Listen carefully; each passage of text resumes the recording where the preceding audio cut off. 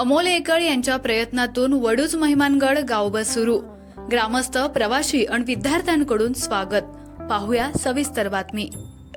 वडूज महिमानगड गाव अशी बस अमोल एकळ यांच्या प्रयत्नातून सुरू झाली आहे. या बसचे महिमानगड गावात प्रवासी, ग्रामस्थ आणि विद्यार्थ्यांकडून मोठ्या उत्साहात स्वागत करण्यात आलं. अमोल एकळ यांनी परिवहन महामंडळ आणि संबंधित प्रशासनाकडे सातत्यपूर्ण पाठपुरावा केला होता. याआधी वडूज महिमानगड ही बस गावच्या प्रवेशद्वारापर्यंतच येत होती. मात्र स्थानिक ग्रामस्थ, विद्यार्थी आणि प्रवाशांना गावातून यायला वेळ लागल्यानं बऱ्याचदा बस चुकत होती. त्यामुळे नियोजित कामाला, विद्यार्थ्यांना शाळेला जाण्यास उशीर होत होता. हा प्रकार अमोल एकळ यांच्या प्रयत्नांमुळे थांबला असून वडूज आगाराकडून ही बस महिमानगड गावापर्यंत सुरू करण्यात आली.